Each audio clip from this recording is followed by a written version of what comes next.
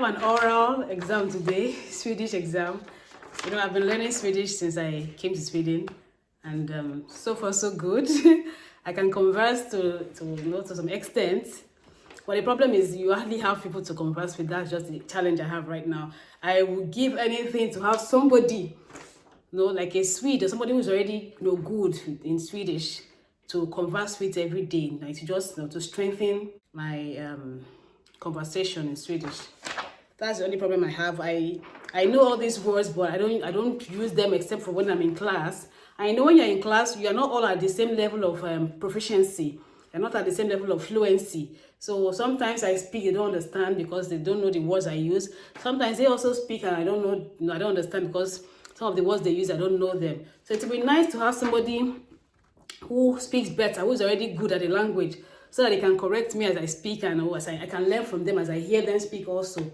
But anyway, my test today is an oral test. I'm going to be talking about as yrke som intresserar mig. That's a profession that interests me. So I'm going to be talking about that. And of course, it's just a fictitious writing. It doesn't have to be something real or anything real. So I wrote about hairdressing, and I chose my friend's mom as the hairdresser. It's just fictitious. I don't have any friend whose mom is a hairdresser. So in the presentation, we are told that we'll talk about, you can read Swedish, go ahead. So it says here, du ska välja en person som arbetar med ett yrke som du tycker är intressant. Personen kan vara någon du känner, en känd person eller någon du har läst om. What I mean is that you can choose one person that works with a profession that you think is interesting. The person can be somebody you know, or a known person, or somebody that you have read about. I din presentationen ska du beskriva personen, yrket och varför du valt just denna person. In your presentation, you will describe the person, their profession, and why you chose that person. Tänk på att göra din presentation så intresseväckande som möjligt.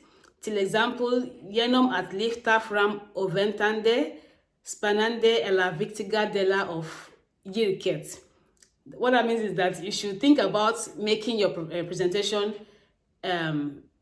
interest arousing as possible. For example, you can do that by lifting the expectation, by making it exciting, and also showcasing the important parts or the important aspects of that profession. So the guidelines we are giving now is presentationen ska du berätta om. Meaning in this presentation, you will talk about vem personen är. Who is this person? Vilket yrke personen har? What profession does this person have? 3. Vilka arbetsuppgifter personen har i sitt yrke? What kind of tasks does the person do in their profession? 4. Varför du tycker att yrket är intressant? Why do you think the profession is interesting? 5. Varför du har valt just denna person? Why have you chosen this person? Then 6, the final guideline. Vilka egenskaper som krävs för detta yrke? What are the kind of character that is needed for that particular profession? Then the final thought here is viktig att tänka på. Something extra to also consider is när du redovisar är det viktigt att du planerar och repeterar det muntliga framförande innan lektionen. Meaning that while you are preparing your write-up, you should rehearse several times before your presentation. I have this presentation today, and honestly, I don't think I'm ready yet, but we'll see how it goes. Then 2, du ska inte ha en färdig skriven text när du presenterar, utan endast stödord. Meaning that you can't hold your text and be reading while you're presenting. You can only write some keywords, some keywords you want to remember, just a few words, but you can't have your full written text like this and hold it to read, no. Then 3, Presentationen skata mellan 5 och 10 minuter, meaning that the presentation will take about 5 to 10 minutes. This is what I've written based on the guidelines. Personen jag ska berätta om är min väns mamma som är frisör. Hon är jätteduktig och gör många olika kreativa frisyrer som flattor, twists, fixering of peruka, bland annat. What that means is that the person I will talk about is my friend's mom, who is a hairdresser. She's very good and makes different styles such as braids, twists, and fixing of wigs. Hon bryr sig sina klienter och ser dem mer som familj än som klienter. Hon frågar om dem och deras familjer på ett sätt som visar genuin omtanke. Hennes klienter litar på henne och pratar med henne om sina livsutmaningar.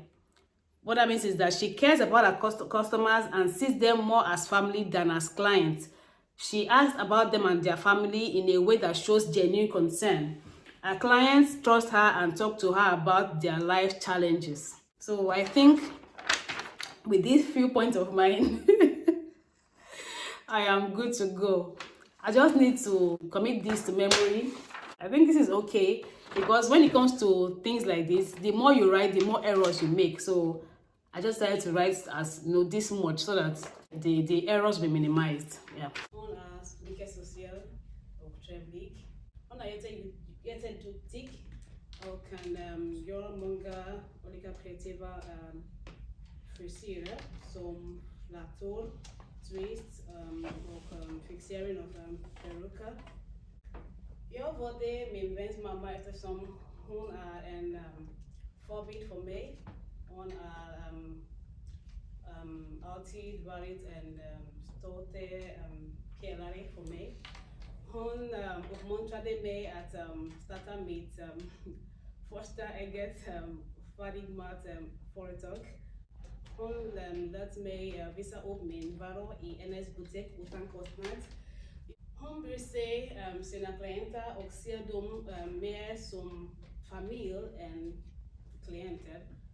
Hennes klienter litar på henne och pratar om deras livsutmaningar till henne.